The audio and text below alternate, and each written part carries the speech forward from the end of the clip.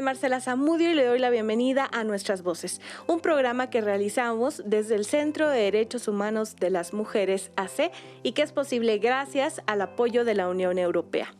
En esta emisión conmemoramos el Día Internacional del Libro que se celebra cada 23 de abril. Es por ello que tenemos de personas invitadas a Cintia Piñón, directora de la editorial Laripse, a Victoria Montemayor, organizadora del Festival de Poesía en Chihuahua, y finalmente cerraremos el programa con una entrevista a Joana Rascón y José Santillanes, ambos integrantes de la revista literaria Fósforo.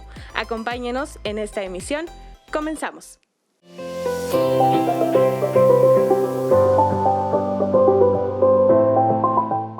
Damos inicio a las entrevistas del día de hoy y ya me acompaña en este espacio Cintia Piñón, quien es directora de la editorial Laripse.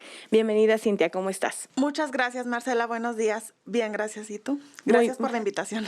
No, qué bueno que nos acompañas para que nos platiques de Laripse, pero antes de eso, bueno, en este programa que estamos conmemorando el Día del Libro, quisiera que nos compartieras cuál fue el primer libro que leíste, Cintia. Bueno, me la pones un poquito difícil porque creo que soy igual ávida lectora desde la infancia. Si me remonto al primer libro, así ya como más de literatura para adultos, sí. Te voy a decir que Pedro Páramo de Juan Rulfo. Lo leí a la edad de 11 años y fue para mí toda una experiencia porque fue un libro que me llamó muchísimo la atención, ¿verdad? Y el cual, según mi profesor de primaria en aquel entonces, era una literatura prohibida para niños. ¿Y qué te pareció el libro? Pues a mí me tenía atrapada, ¿eh? A mí me parece que Juan Rulfo tiene una genialidad y pues no por nada se considera uno de los grandes autores mexicanos.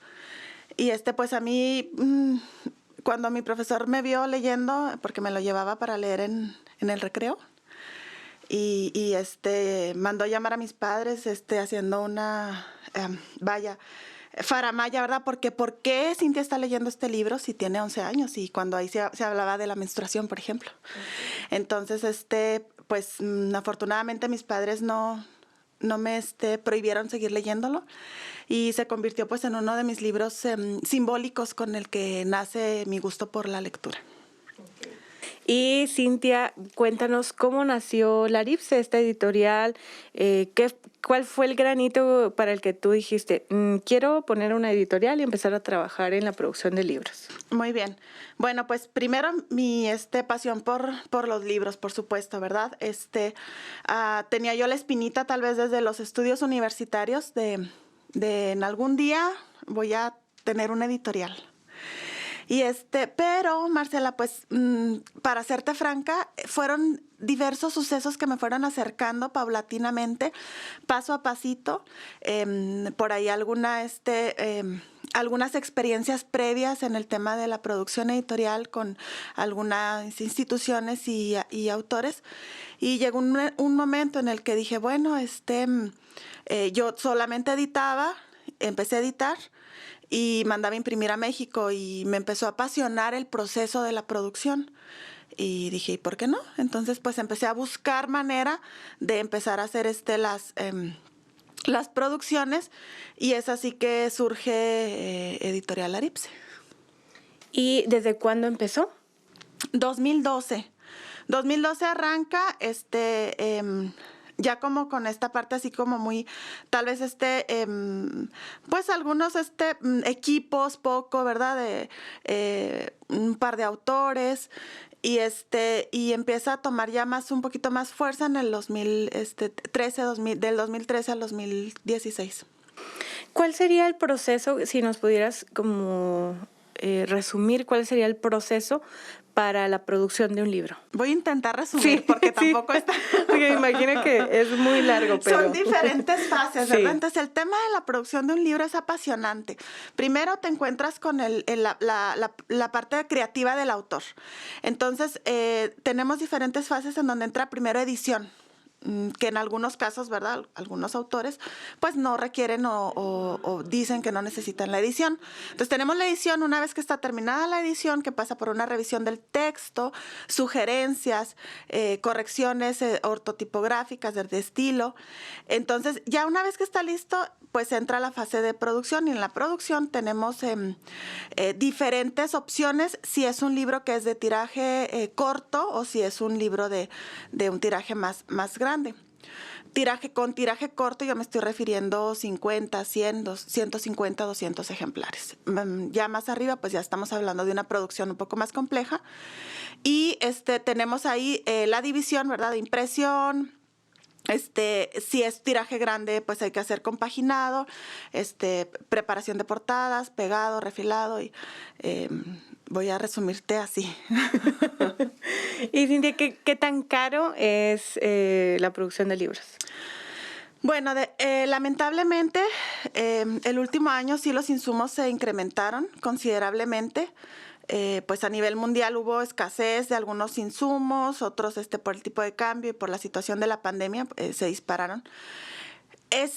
Depende desde la perspectiva que lo veas. O sea, sí es caro, pero cuando trabajamos bajo el modelo en donde el autor es el que está poniendo toda el alma, ¿verdad?, para la producción de su libro, y ponemos en la balanza de la producción contra el punto de venta, pues podemos decir que a lo mejor sí es caro, ¿verdad?, pero tampoco es como algo que no vaya a tener no solo recuperación, sino pues que genere obviamente un pago además, ¿verdad? Nos queda margen por su creación, porque luego a veces hay libros que ya en todo el proceso pudieran ser muy costosos, y va a variar mucho del tamaño, de si lleva fotografías a color, del tipo de papel. Entonces, hablar de costos es un poquito complejo, porque cada producto, cada libro, cada proyecto toma vida propia, y entonces cada proyecto se va armando según las necesidades que tenga, y entonces ahí pues tenemos una gama bastante amplia para lo que es la producción del libro. De los procesos que nos compartías anteriormente, ¿cuál es el que más disfrutas? La guillotina. Okay. No te creas. Fíjate que los disfruto todos. Para mí es como me encanta la parte de la edición, la parte de preproducción, el irme adentrando en lo que cada uno de los autores va plasmando. Esa parte la disfruto muchísimo, porque siento que estoy como en un diálogo íntimo con el autor y voy conociendo un poquito más de ellos a través de lo que empiezan a escribir. Y bueno, pues a final de cuentas, sí disfruto todo el proceso, ¿verdad? Es así como, ya fuera de broma, pues en el tema físico, estar haciendo el armado de los libros, pues sí es bastante relajante utilizar la guillotina y ese sonido de que se escucha de crash, así, ¿no? Ok. Y bueno, cuéntanos, por favor, ¿cuál ha sido una experiencia significativa con la producción de un libro? Tengo muchísimas experiencias significativas, pero, híjole, pues es que te puedo hablar de autores, te puedo hablar de casos de a lo mejor de estar en algún lugar y ver que hay algún libro que aporte un poquito algo para que se hiciera realidad. Pero para mí, te voy así a resumir que la experiencia más significativa es muchas en una, el sentir al autor con esa gratitud, y no solo gratitud, ¿verdad?, sino realización de ver su libro hecho realidad. Cuando tienen en sus manos el libro, a mí es como siento esa alegría compartida, porque a final de cuentas te das te percatas de que estuviste ahí en el proceso y que es un sueño que en algunos casos llevaba no semanas, no meses, no años, sino hasta décadas. Entonces, esa para mí es la experiencia más significativa resumida en una sola. Y bueno, ahora hay mucho libro en versión digital. ¿Cuál sería cuál sería la forma de mantener que los libros físicos continúen? ¿O crees tú que lleguemos a definitivamente dejar de usar el libro impreso? Para serte franca, Marcela, yo pienso que no vamos a ver nosotros desaparecer el libro físico. No es lo mismo tener un libro en pantalla que tocarlo, sentirlo, leerlo. Igual el olor no es el mismo, ¿verdad? En los formatos de tiraje corto que en los de tiraje que en grande. Pero el hecho de poder dialogar, incluso en algunos casos, llegar a esa intimidad de escribir, subrayar, hacer anotaciones, confrontarte con el libro. Y creo que todavía hay suficientes o habemos suficientes personas a las cuales nos gusta el libro impreso como para que se mantenga por un buen rato. Entonces yo, para serte franca, no le veo, no sé si sucederá en el futuro, no creo que lo veamos. Y bueno, ¿cuáles son los temas o los contenidos que más se consumen en los libros impresos? Bueno, es que hay en mi caso, ¿verdad? En mi experiencia, porque también es como cuando surge Editorial Aripse, cuando yo arranco con este proyecto, arranco con temas sociales, con temas de investigación social, pedagogía, psicología, temas académicos. Entonces, pues obviamente yo veo que es lo que se consume. ¿Por qué? Pues porque son textos que buscan los académicos o hay autores definidos, pero también o sea, es decir, son libros que se tienen que hacer y que en muchas ocasiones les solicitan que los lean. No por eso dejan de ser libros buenos, ¿verdad? Tienen buen contenido. En cuanto a el tema del consumo, me la pones bien difícil porque hay público para todo. Entonces es más bien a qué sector te vas a dirigir para ver qué es lo que se consume, porque en algunos lugares se va a consumir más el tema de desarrollo humano, en otros se va a consumir más la novela con ciertas características. Entonces te quedé mal con esa respuesta posiblemente, porque yo lo que veo es que el consumo va a estar determinado por los mecanismos de distribución que tú le hagas al libro y que llegues al lector apropiado. Entonces, en ese sentido, pues he visto un abanico de posibilidades tan abierto en donde todos los géneros a los que a mí me ha tocado trabajar, pues tienen sus propios consumidores. No te podría decir así como, pues, sí, o sea, si me preguntas, pues te diría que estos, ¿no? De académicos o sociales, porque ya se los están pidiendo. Y Cintia, bueno, seguimos todavía en confinamiento y pandemia, pero ¿qué ha tenido que hacer la Aripse para sobrevivir a esta situación? No colapsar primero emocionalmente. Muy importante.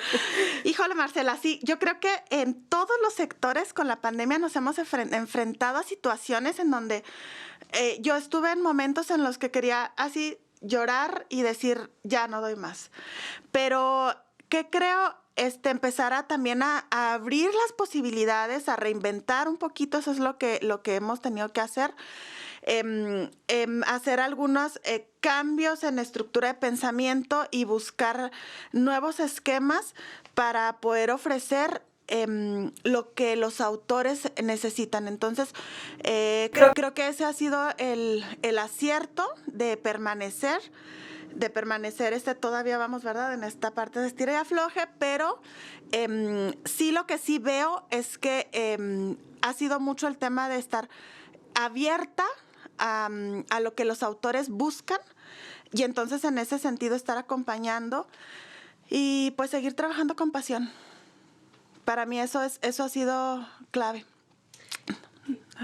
¿Qué es lo que más te gusta de tener una editorial? Voy a repetir la respuesta la respuesta a tu pregunta anterior.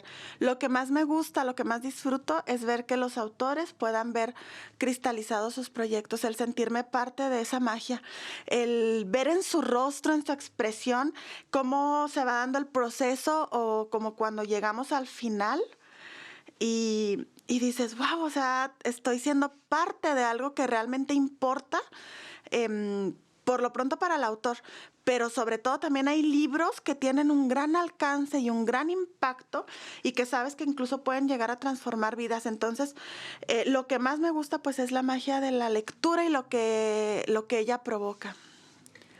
Y bueno, Cintia, eres una mujer en este ámbito editorial. En Chihuahua me parece que eres la única que cuenta con una editorial como que tú estás a cargo, ¿no? Completamente la editorial. ¿Cómo se vive esa parte en temas de género? Bueno, sobre todo con la producción, ¿verdad? Porque hay que recordar que también hay a veces editoriales, sí. Claro, que a lo mejor no producen. Sí, ha sido un desafío tremendo. Primero te enfrentas a un mundo donde la mayoría de quien hace la producción son hombres.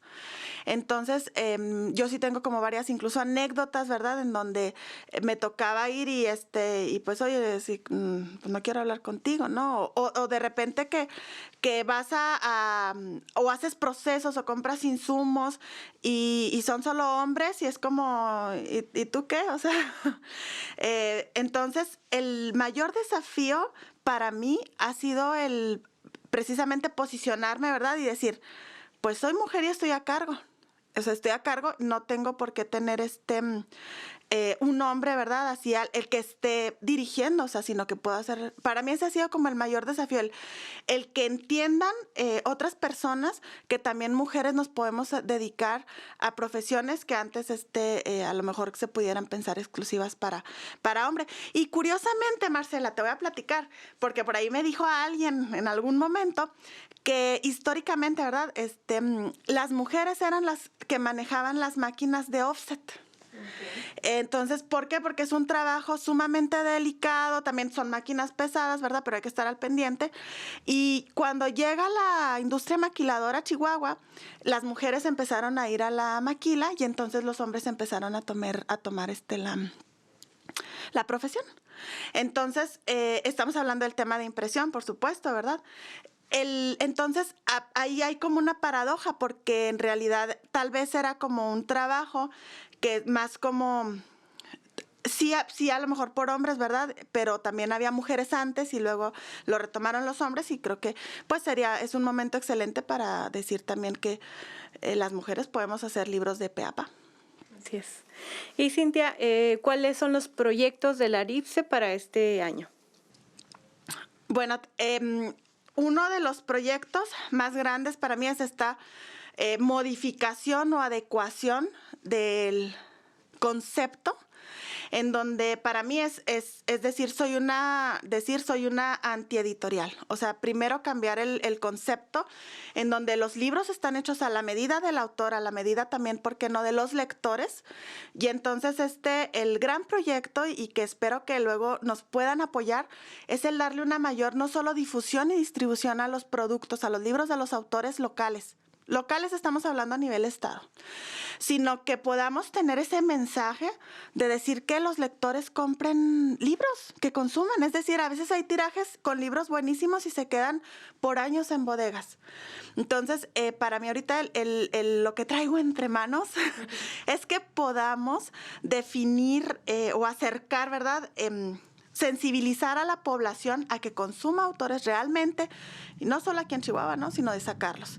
Entonces, por ahí es el nuevo proyecto, no quedarnos nada más en la parte de edición y producción, sino hacer un salto un poquito más grande, que aunque ya lo hemos hecho, hacerlo con un mayor impacto, para que realmente ahora con todas pues el nuevo concepto, ¿verdad?, que tenemos de la realidad a partir de la pandemia, podamos utilizar estrategias para que los autores locales, estatales, se den a conocer, ¿por qué no?, a nivel internacional.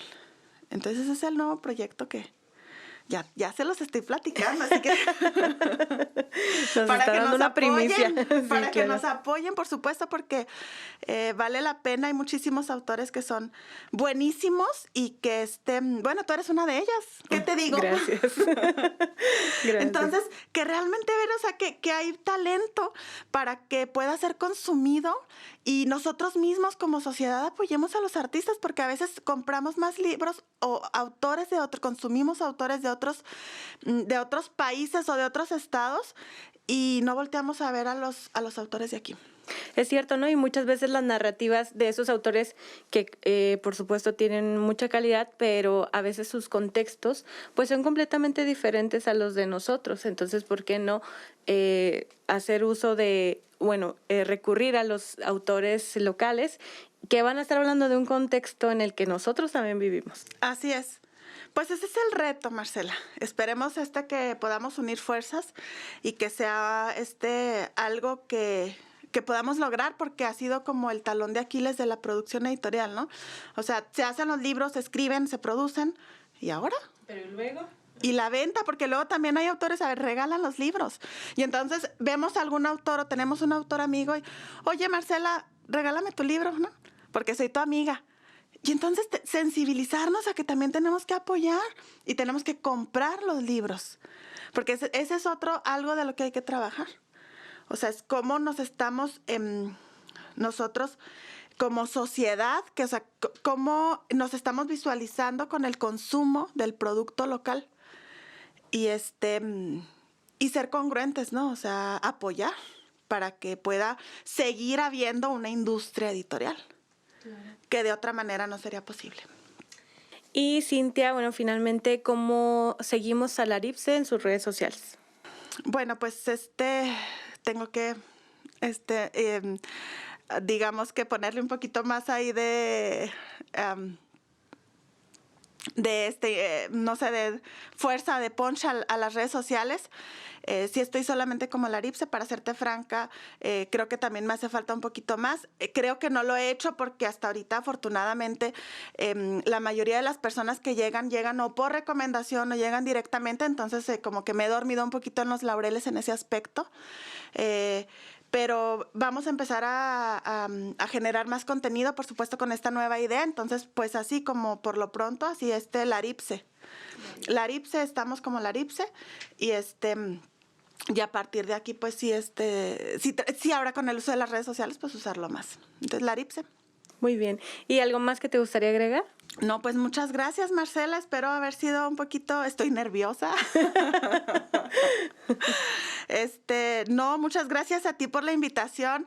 Les invito a que sigamos uniendo esfuerzos para leer, para consumir, para buscar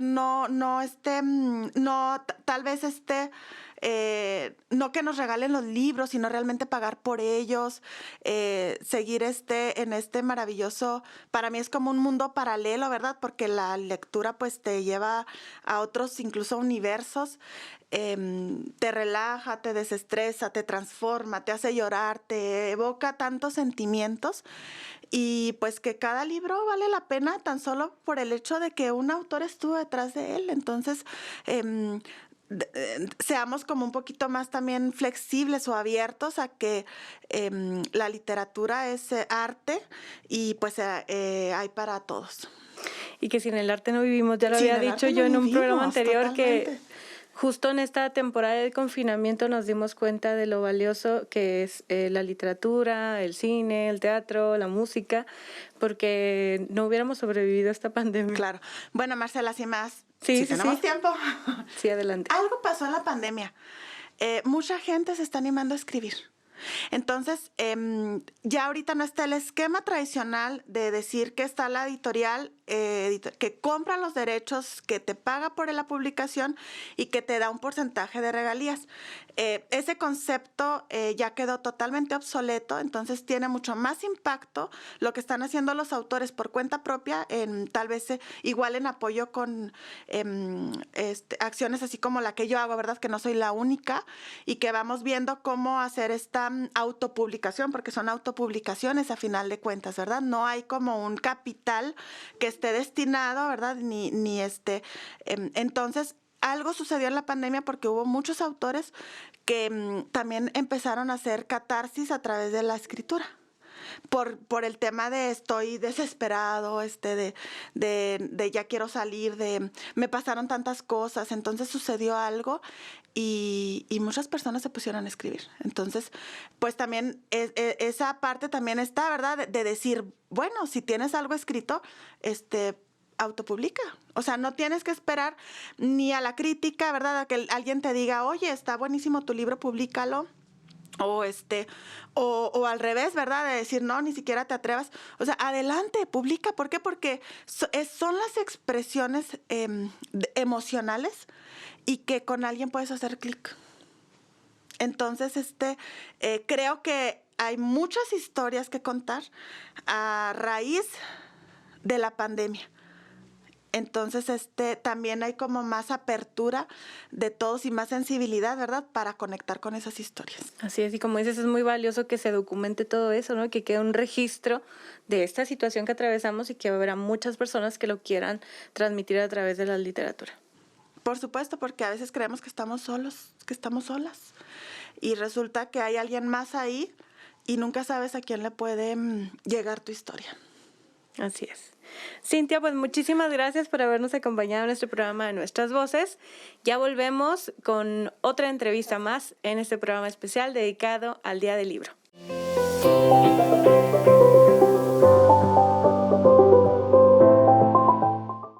Ya estamos de regreso y nos acompaña ahora Victoria Montemayor, quien es organizadora del Festival de Poesía en Chihuahua. Bienvenida, Victoria, ¿cómo estás? Muchas gracias, Marce. Pues feliz de estar aquí platicando contigo en tu programa. Es un honor que me hayas invitado a platicar contigo. Muchas gracias. Al contrario, qué gusto que estés aquí, sobre todo para que nos cuentes del Festival de Poesía que acaba de pasar en el mes de marzo y que, bueno, aprovechando la conmemoración del Día del Libro, nos puedas contar un poco más acerca de la organización. Pero primero me gustaría saber cuál fue el primer libro que leíste, Victoria. El primer libro que leí, bueno, es que tengo dos imágenes así muy significativas porque uno fue un libro de arte, ¿no? Que me regaló mi papá cuando yo tenía como unos 4 o 5 años. Y entonces la primera impresión que tengo de un libro es ese. Bueno, mi mamá me leía cuentos infantiles antes de dormir. Afortunadamente tuve una mamá que te arrullaba con cuentos, ¿no? Entonces, quizá en ese sentido, el primer cuento que pude haber leído debió de haber sido uno de cuentos infantiles, ¿no? Quizá Los Tres Ositos, ¿no? Ricitos de Oro y Los Tres Ositos, o de esos cuentos que publicaban de Hans Christian Andersen, ¿no? Ese sería el primer cuento. Y el primer libro que haya leído, que me haya impactado, pues quizá pudiera mencionar 3, ¿no? Por supuesto, La Ilíada, porque recuerdo haberla leído de una manera muy, muy apasionada. Y el otro libro, Sobre héroes y tumbas, de Ernesto Sábato, que ese libro me impresionó bastante, ¿no? Yo creo que fue el primer libro que realmente me impactó. Yo tenía 17 años cuando leí Sobre héroes y tumbas y para mí fue como una revelación, ¿no? Me fascinó la novela, me fascinó Ernesto Sábato y entonces yo creo que esos 2 primeros libros. Y bueno, ¿cómo fue que decidiste que querías dedicarte a la literatura, Victoria? ¿Cómo fue? Bueno, pues resulta que yo entré a estudiar. Yo me equivoqué de carrera, ¿no? Nunca lo digo, pero me equivoqué de carrera. Y entonces ya por ahí del segundo semestre que estaba en la carrera equivocada. ¿En cuál carrera estabas, Victoria? Qué pena. No, cuéntanos. Estaba en la carrera de contaduría, ¿tú crees? Y entonces en segundo semestre me di cuenta que no iba por ahí mi vida, pero pues ya no pude cambiarme de carrera. Decidí terminar contaduría y terminarla como con la ilusión de estudiar historia del arte, ¿no? Y cuando termino finalmente todo ese proceso, ¿no? De contaduría, llego a filosofía y les digo, oigan, me quiero meter a la maestría. Y me dice la secretaria, pues para la maestría, como usted viene de contaduría, necesita 2 años de propedéutico. Dije, 2 años de propedéutico más 2 de maestría son 4. No, gracias, me voy a la licenciatura. Dije, mi papá no tiene caso, 2 años de propedéutico, ¿no? Mejor empiezo desde el inicio. Yo ya había estado estudiando la lengua italiana en el Instituto Italiano de Cultura en la Ciudad de México. Me había apasionado la lengua italiana y entonces le dije, papá, ¿sabes qué? Ya sé que quiero estudiar letras italianas, ¿no? Entonces, digamos que ya decidiendo, habiendo revisado el plan de estudios, eso me motivó mucho, ¿no? Todo ese panorama medieval, todo ese panorama sobre Dante, sobre Petrarca, ¿no? Sobre el Renacimiento italiano, yo dije, es aquí. Y entonces ya felizmente me entré a estudiar letras italianas y de ahí mi vida cambió. Ahí te puedo decir que fui muy feliz. Muy bien. Y bueno, pues volviendo un poco al tema de la poesía, ¿por qué es importante la poesía en Chihuahua, Victoria? Pues la poesía es muy importante porque te lleva a otras sensaciones, ¿no? Ahí podríamos entrar. Hay gente que piensa que la poesía solamente es para cosas bonitas, ¿no? Pero ahorita que estábamos platicando en el detrás de cámaras, que me dijiste, no, a mí me gusta ver que la gente hace gestos, que la gente reacciona, ¿no? Entonces, la poesía, bueno, es una gama, ¿no? Todo se puede contar en la poesía, todo se puede escribir en la poesía, desde las cuestiones sociales, desde las cuestiones del amor, desde las cuestiones del desamor, o sea, cualquier emoción, cualquier sentimiento, cualquier vivencia que uno experimenta por la vida, definitivamente para mí la poesía es el género más sublime que hay, ¿no? Hay mucha gente que dice, no, pero es que, por ejemplo, algunas de mis alumnas cuando doy clase de poesía, no, maestra, es que la poesía a mí no me gusta, ¿no? Y entonces para mí es un shock. No, pero tampoco les digo, te tiene que gustar, ¿no? Si te va a gustar. Si no, no vas a pasar mi materia. Si no, no pasas la materia, exacto, ¿no? Pero la poesía me parece que, bueno, hacer poesía, hacer buena poesía, estás de acuerdo que no es fácil, ¿no? Escribir buena poesía no es fácil, se requiere de mucho estudio, se requiere de mucha lectura, se requiere de mucha técnica, pero la poesía para mí te debe de elevar, ¿no? Debe de elevar las emociones, debe de moverte, precisamente como tú dices, ¿no? De incomodarte, o sea, no precisamente gustarte, ¿no? Porque muchas veces decimos, es que la literatura nos tiene que gustar. No necesariamente, porque la literatura en cualquier género, sea poesía, sea cuento, sea novela, sea crónica, te tiene que mover, ¿no? Tiene que despertarte algo, que es lo mismo cuando hablamos de arte, ¿no? Si no te mueve, pareciera que el texto está muerto, ¿no? Claro. Entonces, la poesía para mí es uno de los géneros más sublimes y es muy importante porque nos puede elevar, nos puede incomodar, nos puede cuestionar y nos puede mover sobre todo a la reflexión, ¿no? O transportarnos a otro mundo, por ejemplo.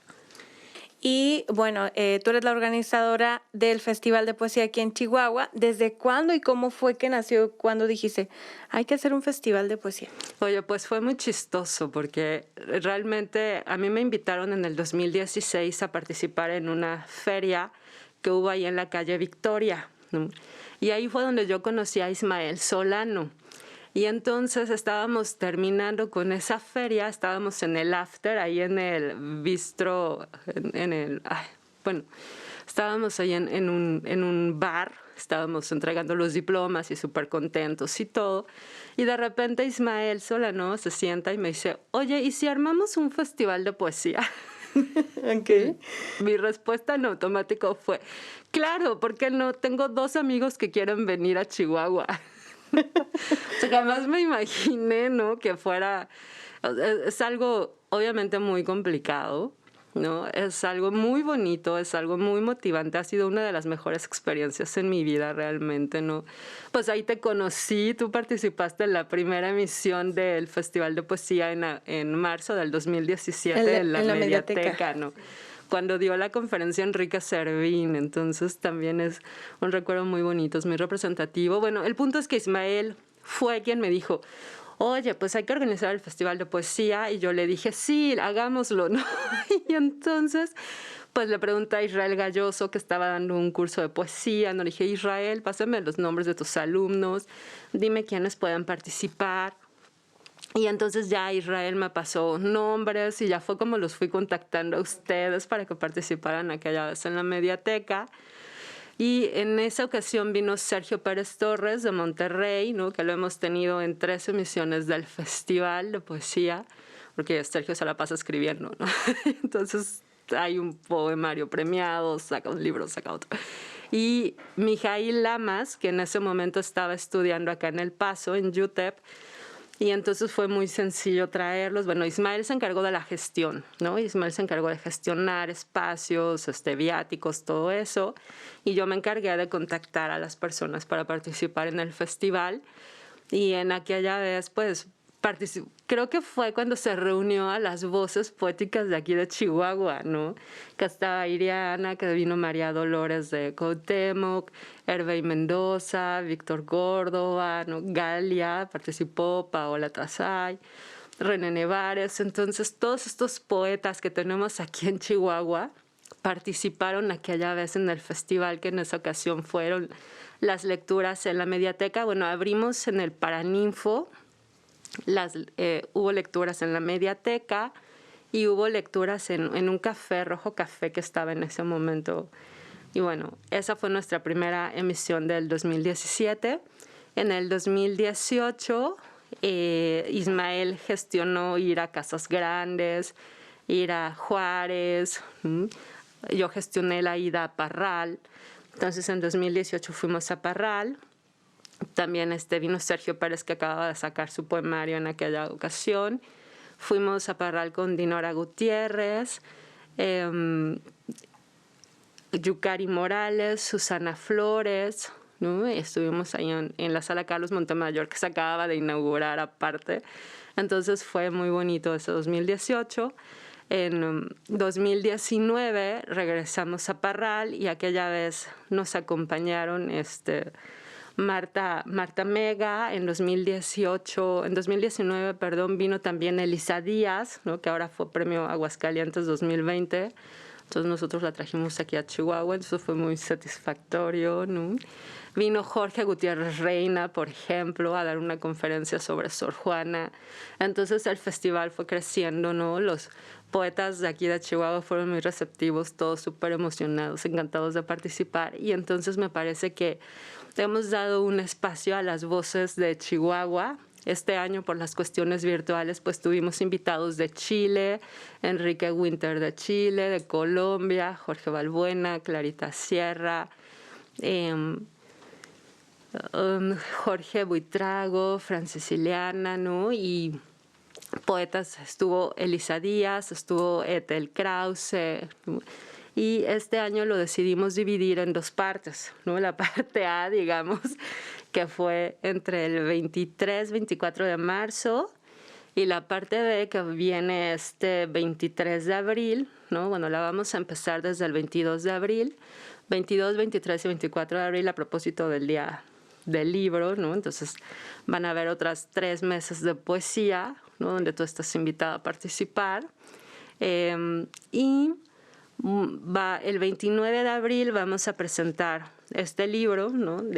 Que es un libro de poesía para niños, muy bonito, con poetas de aquí de Chihuahua. Es poesía chihuahuense, ¿no? Todos los que están aquí hicimos un poema para niños. Está María Dolores Guadarrama, Ramón Rangel, Verónica Granados, Marta Estela Torres, Alejandro Ramos, René Nevares, Paola Tasay, Galia Mircha, Rosa María Domínguez, Ailín González, César Octavio, Sagrario Loya, Yomaura Medina, Luis Rangel, Andrea Montiel y Norma Luz Rodríguez, ¿no? Y es un libro muy bonito porque es para iluminar, ¿no? Yo digo que es para niños y grandes, entonces está muy bonito.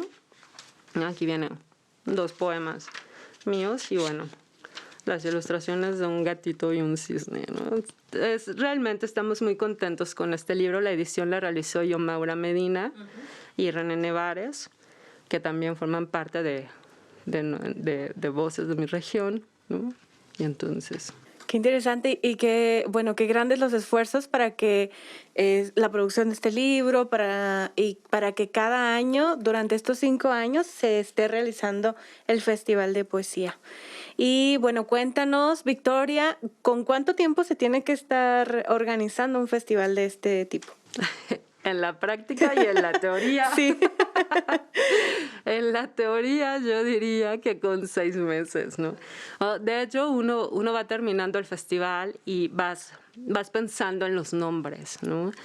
Porque de repente nunca le das gusto a todos, ¿no? ¿Y por qué no invitaste aquí? Faltó fulanito, ¿no? ¿Y por qué no tomaste en cuenta? Entonces, muchas veces también es complicado, ¿no?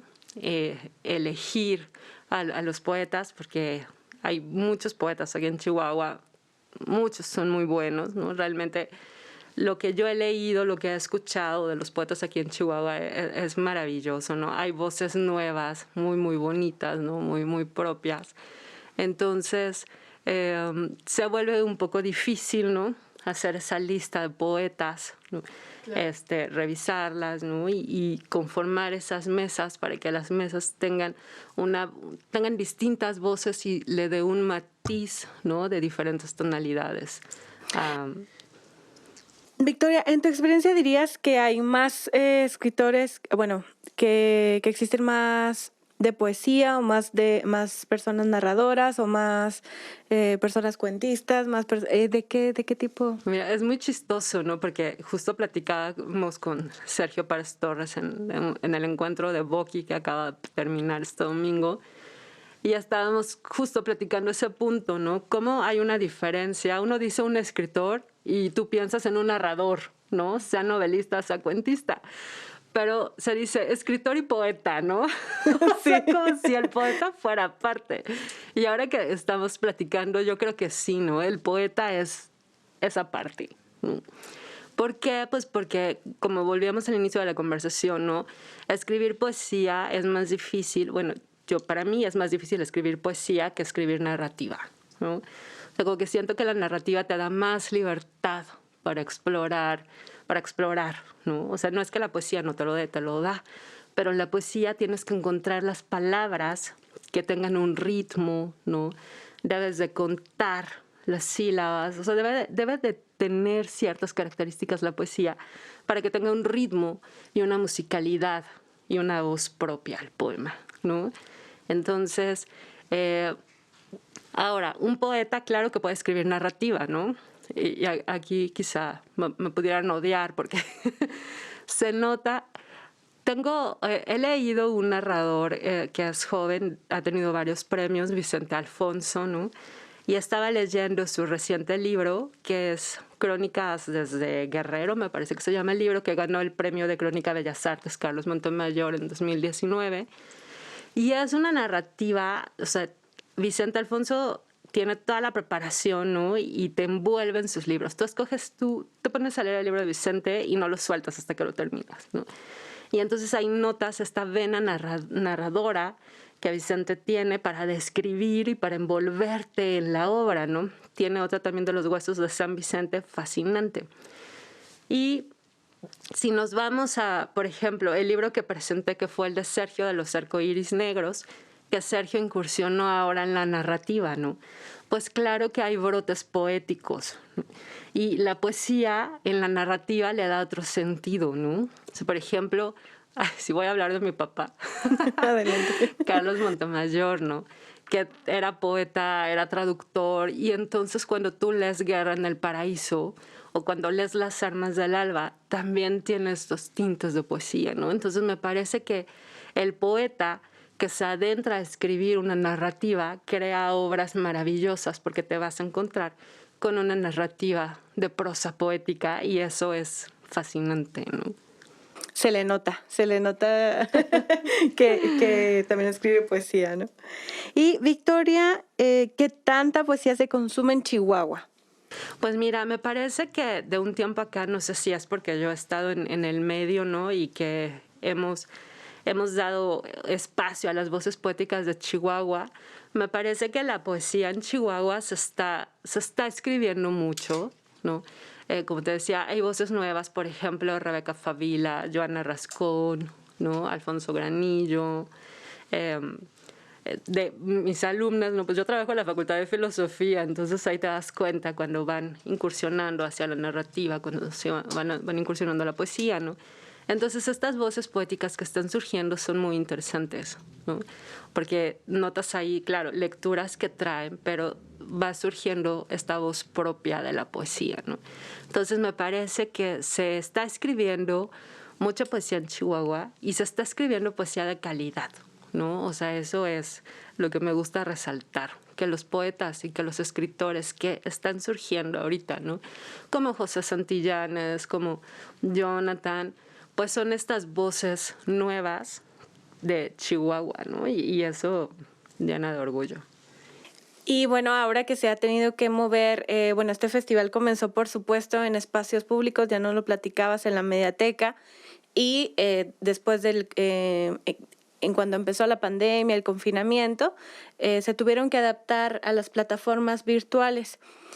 ¿Cuál ha sido la respuesta de las personas que asisten a estos eventos de manera virtual? ¿Cómo crees que ha sido ahora la interacción? Bueno, fíjate que haces una pregunta muy interesante porque yo la verdad pensaba que el estrés iba a ser menos, ¿no? Que decía, pues al final voy a estar en la casa, ¿no? Frente a la computadora, pero el estrés es el mismo, ¿no? Los nervios son los mismos. Los nervios son los mismos y creo que hasta pueden ser más porque el internet te puede fallar, porque la cámara se atora, porque luego el internet de los otros participantes también tienen ruido, ¿no? Y entonces suceden otra serie de factores detrás, ¿no? Pero por otro lado, me ha llamado mucho la atención porque, como lo comentábamos también ahorita detrás de cámaras, ¿no? Ya todo va a cambiar, ¿no? O sea, ya no puedes hacer un evento solamente presencial porque ya hay gente atrás que te está siguiendo. Y entonces, con esta nueva cuestión virtual, pues, por ejemplo, ahora en el 2021... entrevistamos a David Galicia, que es doctorando en la Universidad Nacional Autónoma de México, y a Jorge Gutiérrez Reina, que también está a punto de doctorarse, y estuvimos platicando sobre la poesía burlesca del Renacimiento italiano y del Siglo de Oro español, ¿no? Entonces, ese tema, por ejemplo, pues estuvo muy interesante porque aparte se transmitió y entonces hubo gente de distintas partes del mundo escuchándolo, ¿no? Y como tuvimos poetas invitados de Chile y de Colombia, pues entonces se están viendo en otras latitudes del planeta, ¿no? Y eso es muy interesante. Y es muy interesante también, yo estaba fascinada por las distintas formas del español, ¿no? Los distintos dialectos, el chileno, el colombiano, el chihuahuense, el de la Ciudad de México, el de Monterrey, el de Cuernavaca. Entonces, más allá de las diferentes lecturas y los temas que los poetas comparten, ¿no? Está esta diferencia en tonalidades y en voces del español, ¿no? Que a mí me pareció fascinante. Entonces, sí va a haber un replanteamiento, obviamente, ¿no? Porque, pues, con esta oportunidad de la virtualidad, puedes invitar a la gente que se encuentra en otras latitudes, ¿no? Claro, también comentábamos, es un momento que hace falta esta cuestión de vernos, ¿no? De tocarnos, que no nos vamos a poder tocar ni abrazar en no sé cuánto tiempo, ¿no? Y cómo evocar esos otros festivales de poesía presenciales donde estaba el vinito, donde te saludabas, donde intercambiabas libros, ¿no? Y era otra dinámica. Otra dinámica, exacto. Ya conocíamos el término de la globalización, pero la verdad es que el confinamiento vino a decirnos, no, esto es globalización, porque ahora tenemos esta oportunidad que tú ya nos platicas de tener a personas invitadas a nuestros eventos de cualquier parte del mundo. Así es. Victoria, si nos pudieras compartir una experiencia significativa que hayas vivido en un festival de poesía, ya sea como organizadora o como participante. Ok, bueno, pues en 2017 también me tuve la oportunidad, ahí igual Ismael gestionó, ¿no? Para que yo pudiera ir a Colombia. Fui con otro fotógrafo, el fotógrafo llevaba las fotos de aquí de Chihuahua y de algunos otros paisajes del interior de la República, y entonces él hizo una exposición con paisajes de México. Y yo participé en un festival de poesía ahí en Colombia, que por eso pudimos hacer estos contactos, ¿no? Con Colombia. La región es de Facatativá, en la sección de Cundinamarca, Colombia. Y entonces ahí me di cuenta, en esa ocasión habían poetas de Chile, había poetas, pues obviamente de Colombia, había una poeta italiana, habían 3 poetas argentinos, había otro de Venezuela, ¿no? Y fue una experiencia muy bonita porque ahí me di cuenta, Jorge Balbuena, que es el encargado en aquella ocasión, bueno, es el encargado de la coordinación, ¿no? Jorge Balbuena es un gran poeta, ¿no? Y Jorge Balbuena también es educador, ¿no? Tiene su taller de literatura y realmente haber estado ahí en Facatativá, Colombia, me hizo ver la importancia que tienen los festivales de poesía o los encuentros literarios en nuestra región, ¿no? porque se crea una hermandad muy bonita y hay un intercambio y además el lugar crece culturalmente, ¿no? Exponencialmente, o sea, envuelven a los jóvenes, envuelven a los niños.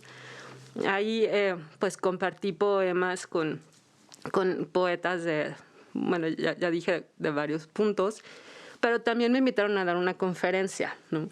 Y la conferencia que yo di cuando Jorge me dijo, oye, pues ya tenemos tu grupo, lo vas a dar a quinto de primaria. Yo, ¿qué? ¿Qué le voy a decir a los niños? Nunca he interactuado con niños. Entonces, para mí fue estresante porque yo decía, ¿cómo los voy a atrapar? ¿No? ¿De qué voy a hablar? Y entonces me puse a preparar la conferencia sobre los mitos griegos, ¿no? Ya ves que a mí me fascina todo lo clásico, ¿no? Entonces dije, bueno, va a ser algo sobre mitos. Y entonces busqué imágenes, ¿no? Hice mi exposición para niños y hablé de algunos mitos griegos importantes.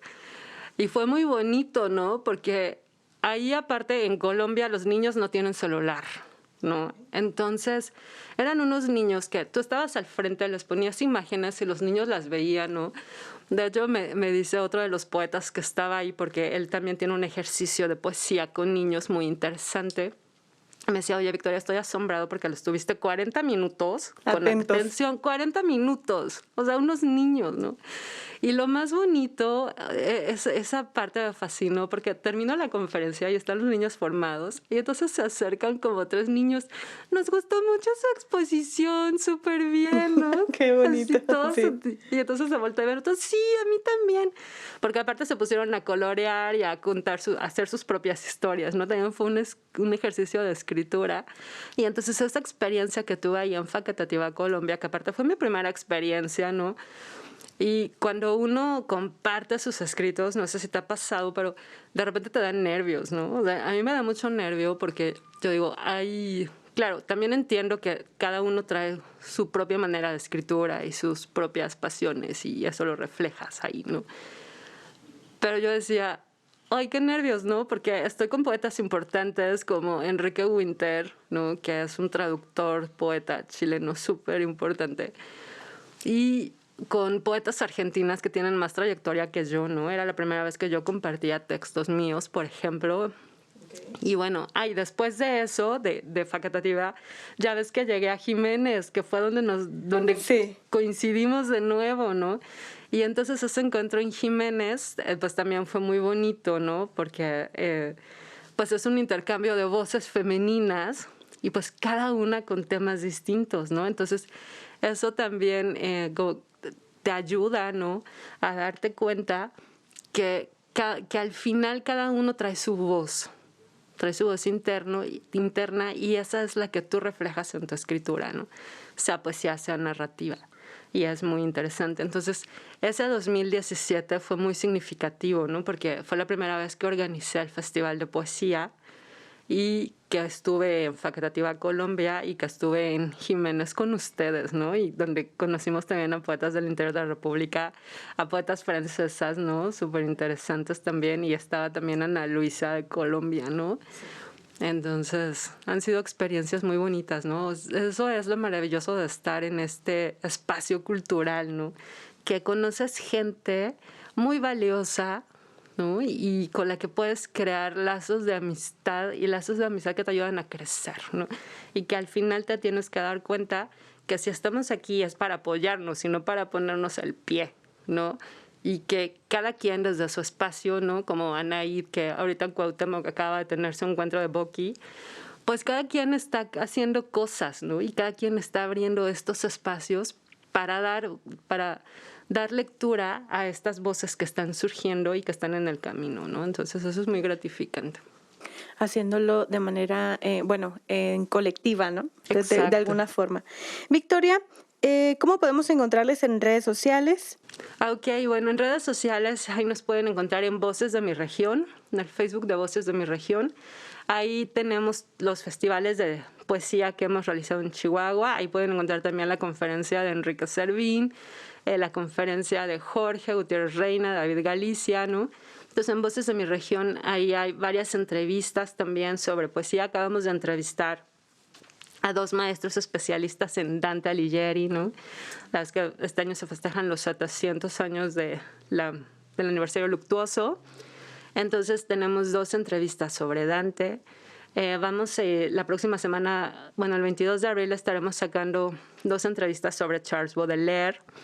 Y en Facebook yo estoy como Victoria Montemayor y entonces también ahí comparto otros encuentros que hay aquí en Chihuahua, ¿no? O los encuentros que que encuentre en las redes sociales. También a veces los publico ahí en mi perfil de Victoria Montemayor y en Voces de mi Región. Muy bien. Victoria, ¿algo más que te gustaría agregar? Pues Marcela, felicitarte también por este hermoso espacio que has abierto, ¿no? Para poder compartir lo que uno está haciendo, lo que uno está creando, y felicitarte también por la gran poeta que eres, ¿no? Porque eres una voz muy importante y muy fuerte también aquí en Chihuahua. Muchísimas gracias. Y muchas gracias por haberme invitado. Estoy encantada de venir a platicar contigo. Al contrario, nos da mucho gusto que nos hayas compartido todo esto del festival que se organiza aquí en Chihuahua de poesía. Así que sigan al pendiente de las redes sociales de Voces de mi Región y el Facebook de Victoria Montemayor. A las personas que siguen el programa, ya regresamos con una entrevista más en este programa especial de Nuestras Voces. Ya volvemos.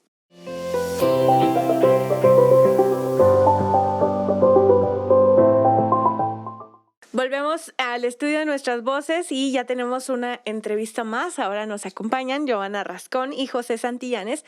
Ambos son integrantes de la revista literaria Fósforo. Bienvenida y bienvenido. ¿Cómo están? Muchas gracias por la invitación. Hola, mucho gusto. Igualmente, gracias por la invitación. Estamos muy bien y muy emocionados de participar. Al contrario, pues también nos da mucho gusto que estén aquí y sobre todo en ese programa especial en conmemoración del Día del Libro. Quisiéramos saber, primero que nada, ¿cuál fue el primer libro que leyeron o de dónde nació su interés por la literatura? Bueno, el primer libro que leí como a conciencia, porque, bueno, sabemos de estos programas, ¿no?, que hay en las primarias donde te ponen ahí libritos en una cajita. Sí.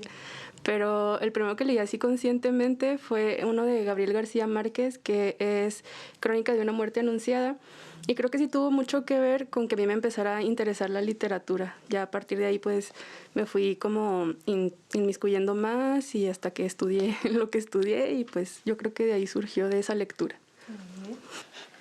Yo empecé un poquito más tarde, la verdad. Lo primero que leía, porque pues en mi casa no había lectores hasta hace poquito, pero teníamos enciclopedias de animales para niños, entonces yo empecé leyendo enciclopedias de animales y cosas así, ¿no? Ya después, estando pues en bachillerato, empecé a leer un poquito más. Creo que el primer libro que leí fue un cuento largo que se titula Los manuscritos de la tetera. También era de la colección esta de las escuelas, o sea, de la SEP, no sé cómo se les llama esa colección, pero fue ese, y creo que desde ahí pues me entró como que la espinita de empezar a leer un poco más, conocer más el mundo, pero la verdad es que fui empezando así muy lento. Todavía soy muy lento, como que para descubrir lecturas nuevas, pero pues ahí vamos, ¿no? O sea, poco a poco. Muy bien. Y bueno, cuéntenme también cómo fue que nació Fósforo.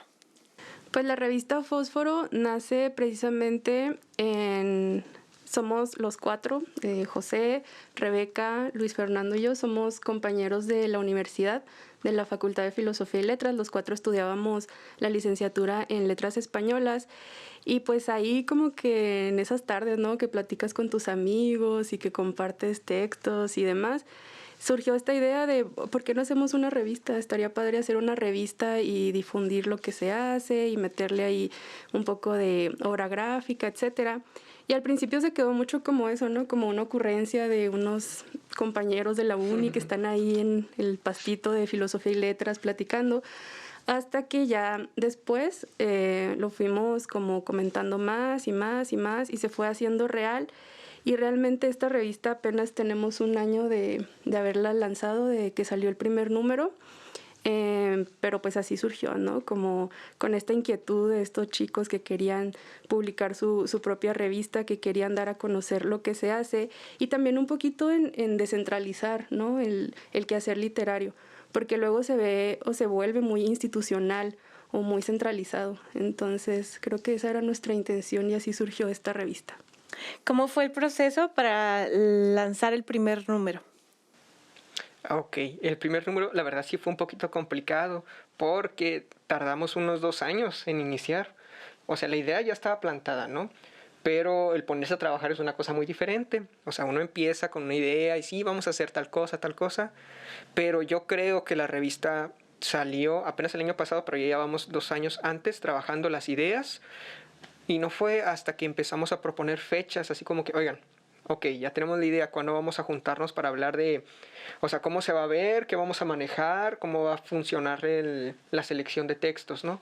Entonces sí fue laborioso, pero fue gratificante, ¿no? El hecho de que pudimos ver que tuvimos buena recepción. Durante el número 0, que es como quien dice nuestro número 1, lo que hicimos fue invitar a gente conocida para que compartiera sus textos antes de lanzar convocatoria. Si íbamos a ver si la revista entonces sí se podía mover, ¿no? Con esos invitados. Y si se movió, nos fue bien y decidimos sacar entonces ya la convocatoria para el número 1. Okay. ¿Y cómo ha sido el proceso de distribuir la revista? El proceso de distribución se ha dado sobre todo por redes sociales, porque nosotros tuvimos el problema o a lo mejor el área de oportunidad, ¿no? De que cuando nosotros sacamos la revista fue cuando inició la pandemia y eso nos dificultaba pues poderla mover en espacios físicos, obviamente. Entonces se ha dado sobre todo en redes sociales, pero a pesar de ello nos ha ido bastante bien distribuyéndola.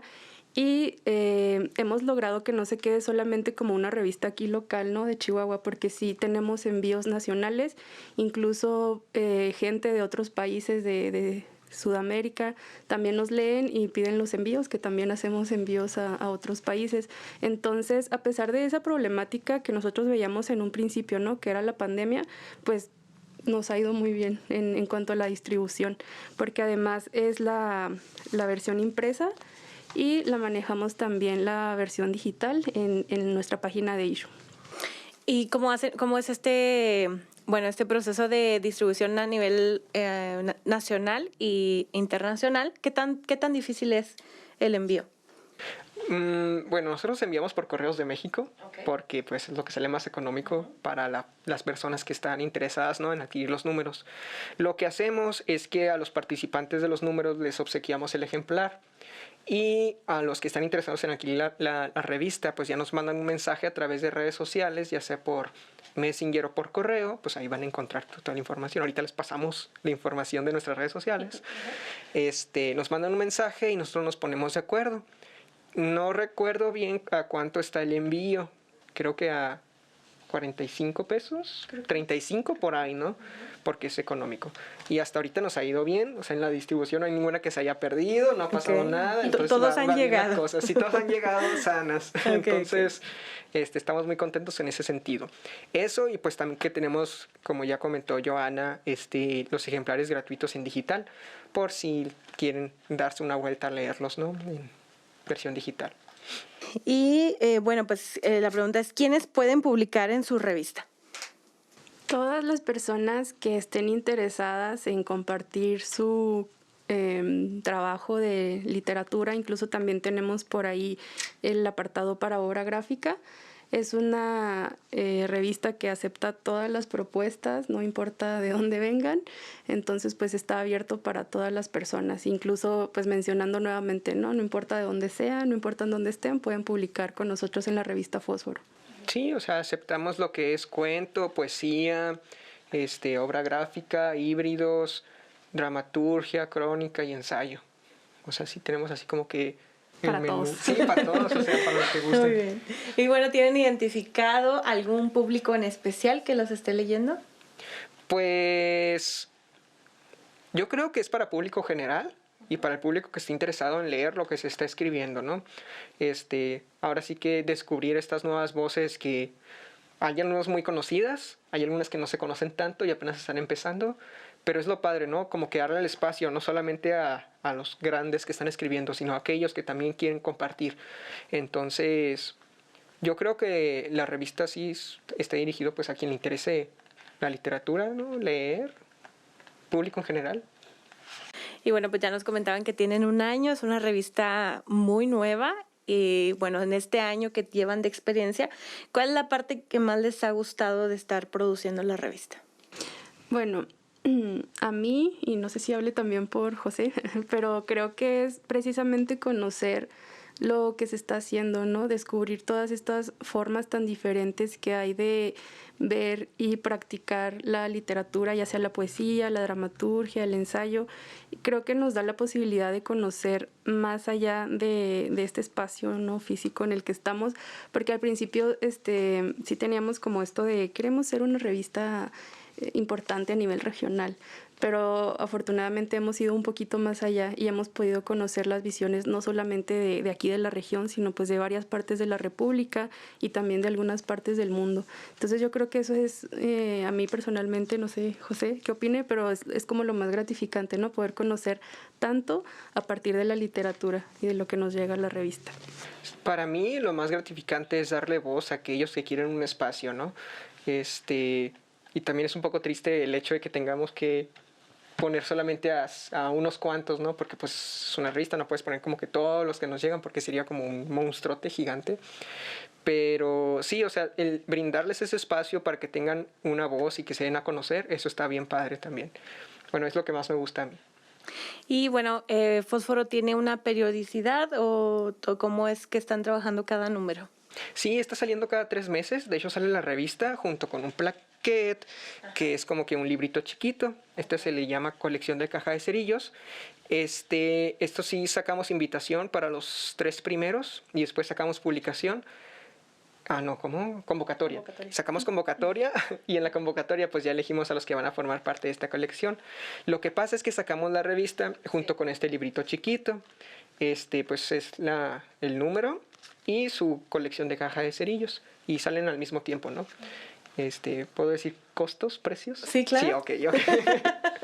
La revista y la caja de cerillos individualmente están a 35 pesos y los dos están por 50, entonces es un paquetaxo los dos juntos.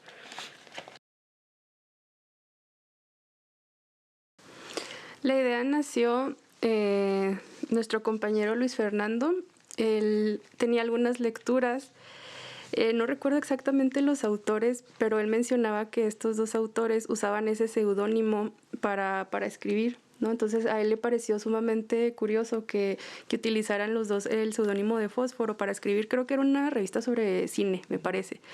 Entonces de ahí nació y lo interesante fue que a partir de ese nombre de Fósforo comenzamos a darle una identidad a la revista, ¿no? Por ejemplo, esto de que sean publicaciones breves, como el chispazo de un cerillo, ¿no? O el formato incluso aquí de las plaquettes que parecen cajitas de cerillos. Entonces, a partir del nombre le empezamos a dar una identidad a la revista y también empezamos a como delimitar más o menos qué línea queríamos seguir, ¿no? Esto de que la literatura en breve, ¿no? Cosas que puedas leer rápidamente, ideas que son como un chispazo y pues todo eso. Entonces comenzó de esa lectura que hizo Fernando y pues ya eso nos dio como mucho material para poder ponerlo ya en nuestra revista. ¿Cuáles serían los proyectos de Fósforo para este año? Pues hay varios en la puerta. Primero que nada es sacar el próximo número, el número 3, junto con los plaquets. Y también queremos sacar lo que es la colección de clásicos de lujo, como los cerillos, que es como una impresión de textos clásicos. Por ejemplo, vamos a sacar El Cuervo de Edgar Allan Poe, en los 2 idiomas, en español y la traducción. Bueno, la traducción y en el idioma original. Y esa va a ser un poquito más chiquita que la revista, pero la idea también es sacar estos libritos, ¿no? Así como que para formar una colección, ahora sí que de textos clásicos, ¿no? Y pues seguir abriendo convocatorias para la gente que esté interesada en participar y seguir creciendo, ¿no? Tenemos otros planes por ahí, pero todavía están como que en la caja de ideas. Y bueno, ¿cómo los podemos encontrar en redes sociales para que las personas sigan la revista, sus proyectos y todas las convocatorias? Pues nos pueden encontrar en Facebook como Fósforo Literatura en Breve, también en Instagram, igual así, Fósforo Literatura en Breve, y pueden buscar nuestra página de issue para que puedan leer ahí las versiones digitales, que es pues lo mismo que la impresa, nada más que la impresa pues tiene así como que un valor, ¿no? De qué bonito tener nuestra revista en las manos, pero pues también la pueden leer en línea por si les interesa. Perfecto. ¿Y algo más que les gustaría agregar? Pues más que nada, gracias nuevamente por el espacio, por permitirnos estar aquí compartiendo nuestra revista, y pues sí, que se animen a leer literatura distinta de creadores y creadoras, pues no solamente locales, ¿no? Sino de habla hispana, y que descubran, o sea, a ver si les gusta el tipo de textos que se están escribiendo, que compartan también, que consuman pues arte local y de creadores nuevos. Y que si hay alguien que nos está viendo que se dedique o que le guste escribir, pues que nos siga ahí en nuestras redes y estén pendientes a la convocatoria para que puedan publicar con nosotros también. Muy bien. Y pues muchas gracias por habernos platicado sobre Fósforo, sobre todo a las personas que todavía no tienen a lo mejor un gusto, un encuentro con la literatura. Es un formato corto, pequeño, en dosis moderadas que pueden leer y tener esta revista en su casa. Bueno, continuamos. Ya volvemos para cerrar este programa especial dedicado a la conmemoración del Día del Libro. Muchas gracias. Muchas gracias.